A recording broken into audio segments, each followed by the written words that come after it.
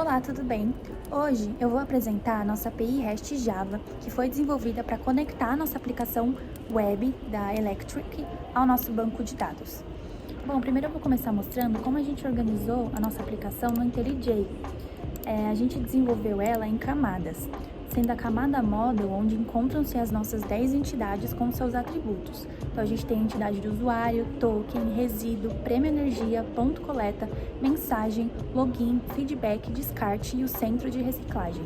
A gente tem as nossas exceptions que foram desenvolvidas, nossa camada DTO, nossa camada down, nosso cores, a nossa controller, onde estão nossos endpoints, a nossa connection e a nossa service. Vamos fazer um teste da nossa API usando primeiro a nossa usuário controller. A gente vai fazer esses testes primeiro no Insomnia, das requisições. A primeira requisição que a gente vai fazer vai ser uma requisição POST, então a gente vai cadastrar um cliente no nosso banco de dados. Vamos cadastrar o cliente, então a gente conseguiu cadastrar a cliente Lara Menezes, ele já gerou um ID automaticamente para ela. E um ponto muito importante é que nós temos sim as validações do nosso cadastro. Então, um usuário menor de 18 anos, ele não pode realizar o cadastro no sistema da Electric. Se a gente tentar cadastrar a Lara Menezes, ela tendo 15 anos de idade, ele vai retornar uma mensagem de erro. Assim como a gente também colocou validações para número de CPF, que tem que ter 11 dígitos, e CEP, que tem que ter 8 dígitos. Agora vamos fazer uma requisição GET para encontrar todos os usuários cadastrados. Então a gente vê aqui fazendo, retorna um 200 OK e a gente tem todos os usuários cadastrados. A gente também consegue fazer essa requisição GET pelo número do ID dele. Então vamos testar aqui, vamos fazer com o ID 3, que aí a gente vai conseguir ver. Então aqui ele retornou a cliente Maria Janaína com o ID 3. E a gente também consegue fazer essa requisição pelo nome, ó. Get usuário by ID, e a gente tem esse endpoint. Vamos fazer aqui com o nome da cliente Laura Amadeu. Então, barra nome, barra o nome dela.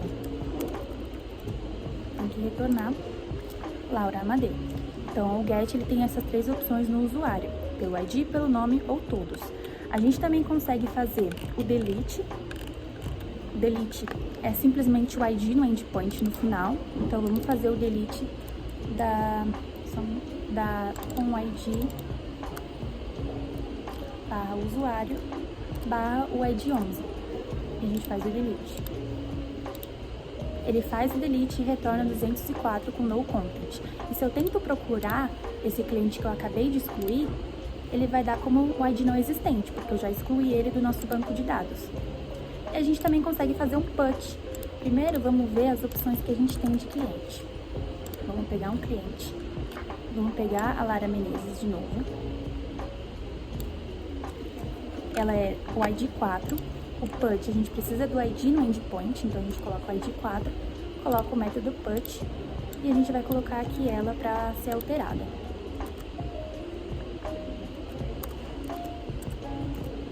Certo? Vamos alterar que ela tem mais um nome. Então, Lara Menezes Alfredo. A gente altera. Ele retorna 200 OK. E se eu vou fazer uma requisição para ver se realmente alterou, eu faço get com o ID dela, dá aqui, ó, Lara Menezes Alfredo. Ou seja, a atualização foi realizada com sucesso. Caso eu tente fazer uma atualização com um ID que não exista, então vamos ver aqui no ID 30. Ele não existe, então ele vai aparecer um 404 com ID não existente. É basicamente isso. A gente fez o teste com a nossa usuário controller, mas vamos fazer o teste com mais uma para a gente ver mais ou menos como funciona mais. Se a gente tentar fazer o teste com, por exemplo, o resíduo controller, a gente pode fazer o get nele.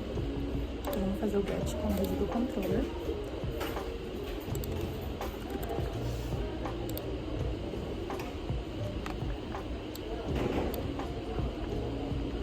A gente pode ver que o endpoint dele é só o final com barra resíduo. Então, o endereço barra API barra resíduo. A gente vai ver se tem alguma coisa cadastrada. Vamos fazer um get. E a gente tem sim aqui um resíduo cadastrado, que é um fogão a gás. E se a gente quiser, por exemplo, vamos deletar ele. Eu posso simplesmente deletar ele pelo número do ID. Vamos deletar aqui. Deletou. Se eu tentar procurar todos, eu vou ver que a lista está vazia, ou seja, está funcionando também. certo?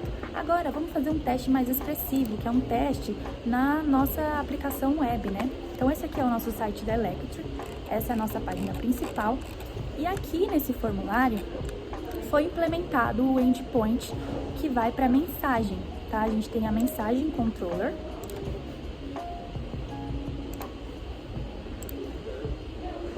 E por aqui a gente consegue fazer essas requisições, certo? Então aqui eu posso colocar o meu nome, meu e-mail, um assunto que eu quero tratar, qualquer um.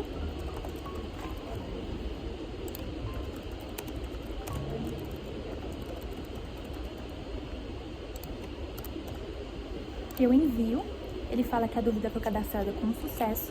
E se eu vou aqui para ver se realmente foi cadastrada, a gente coloca barra API, barra mensagem, que a gente vai ter todas, né, que faz o get. E a gente tem esse daqui que eu acabei de cadastrar. Então, como a gente viu e a gente acabou de cadastrar, tá aparecendo aqui, ele gerou o ID automaticamente e os dados que eu acabei de colocar lá no formulário. A mesma coisa funciona para fazer login e cadastro. Vamos fazer um cadastro aqui de um usuário, então a gente vai fazer o cadastro da Maria Helena. Vamos colocar um CPF para ela, tem que ter 11 dígitos. A idade dela tem que ser acima de 18 anos, senão ele vai dar um erro. Vamos colocar aqui 15, só pra gente ver que ele realmente está funcionando. O CEP tem que ter 8 dígitos. Um endereço qualquer. Um e-mail qualquer.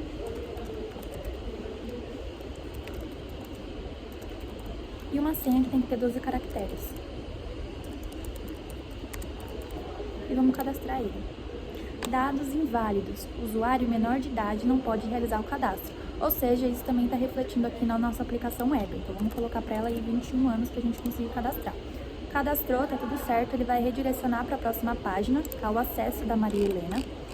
E a gente tem uma outra validação aqui no cadastro e seu descarte. A gente vai cadastrar o descarte, ele vai refletir lá no nosso cadastro do nosso descarte controller. Então, a gente coloca um produto, geladeira, uma data qualquer e uma localização qualquer também. Ele vai cadastrar, vai aparecer que foi cadastrado e a gente vai conseguir ver isso refletido lá. A mesma coisa funciona para o nosso token. No caso, o nosso token está sendo gerado por uma API Flask em Python e ele é automaticamente armazenado no nosso token controller lá com a nossa API. Agora, vamos fazer um último teste, que é o teste do nosso login. Vamos ver se o nosso login realmente funcionou. A gente acabou de cadastrar a Maria Helena, então vamos pegar os dados dela pra gente ver lá se realmente funcionou.